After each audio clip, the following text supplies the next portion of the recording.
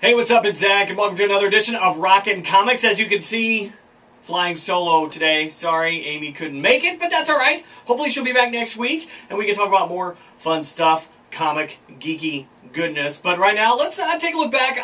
Saturday was Free Comic Book Day. I unfortunately missed out on Free Comic Book Day. Hopefully you took advantage of Free Comic Book Day and picked up a bunch of good stuff from good folks all over the place. Free Comic Book Day, kind of sad I missed it. But, news-wise, Thor, good lord, #1 at the box office, did tons of money at the box office.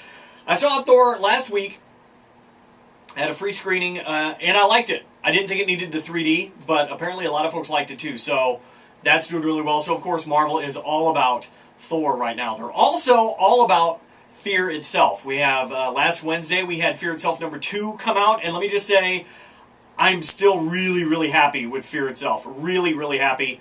And they're starting to crank up your opportunities to find some of the offshoot titles. And they're tempting me. I'm not going to lie. You have the Hammers fall down. You have people like the Absorbing Man pick one up. The Hulk has got one of the Hammers who's just now, he's super powered. It's crazy. You've got, of course, the Red Skull. She had hers from a while back. You also have, who else? Just a bunch more people, and some of those stories will be dealt with in Fear Itself, some will not. Some will take place in other, I think the Absorbing Man takes place in Iron Man, I believe, and I know the Hulk's little adventure is going to happen next week with the Avengers. So, Fear Itself, I gotta say, it's a rockin' comic so far. Very happy. What else is going on? Well, I did pick up some random books just because, and one of the first books I picked up, I just liked the way it looked, and this is my pick for Rockin' Comic of the Week. I gotta tell you, it's called Green Wake. Ta-da! Green Wake. It's by Image Comics, and it's just a weird little book. The art style is really good. It almost looks like watercolors. It's kind of sketchy, kind of cool. Very unique palette going on, so I really enjoyed the Green Wake. This is the first issue. This is actually second printing. Second issue was already out, but I wanted to get the first one to see if I liked it, and I do. It's kind of, I don't know how to describe it. It's a mystery kind of / horror. This guy kind of falls. It's when people fall through the cracks of society, and there's an investigator. There's this private eye who is in this Green Wake place, and all the other people there look like giant frog guys. I don't know why. I know I'm doing a terrible job, but trust me on this one, it's seriously, if you're not into superhero books, very good. Very happy with that one.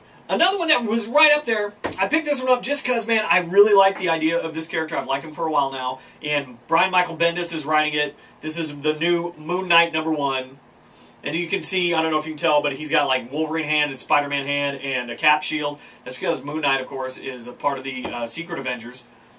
And it has something to do with that. It has something to do with Moon Knight being out in California. The one thing I didn't understand and didn't really appreciate or like at the end, the villain in this is Mr. Hyde. Which confuses me because Mr. Hyde is also playing a role in the Thunderbolts from a week ago. And I really liked his appearance in Thunderbolts. This one is a little more confusing, and I'm not real sure if I like seeing him in Thunderbolts and now seeing this characterization of him in Moon Knight. So I wish there was a little bit of cohesion there. But all in all, the art's a little hard to grab a hold of. Alex Maleev, I believe, is the artist. And it's like the cover shot, it's fantastic. Cover shot's great. The rest of the art, it's fairly stylized. Kind of sketchy. Here's a big pic. You can see that's a good one. So, for this one, it's a good story. Bendis does a hell of a job writing.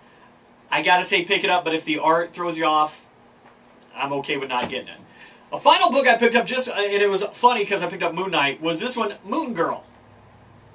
Why? It was a whim. This was by What the Hell Is This comic? And it's by Red 5 Comics. It's labeled Crime Comic. It's not labeled very well. Apparently, Red 5 relaunched an old pulp character called Moon Girl. You get a little bit of pre-story right in the front, inside front cover, and then the story just starts jumping. The art is very cool, very stylized. It's a painted type style. I don't know if you can catch that out. Catch that out, check that out. I don't know if you can see that. Very stylized. The story is a little bit confusing. If you like that pulpy, which I do, that pulpy adventure style, then yeah, go ahead. If not, feel free not to. So, that's basically it. If I have time, I'm going to do a little podcasting with a longer form version where we're talking about all the movies that are coming out that are comic book related. I've been meaning to get to that. Haven't had a chance. Hopefully I'll get the chance to do that. Otherwise, we'll see you next week, and hopefully Amy will be back then to bring her insight into the world of Rockin' Comics. Until next time, I'm Zach, and we'll see you then.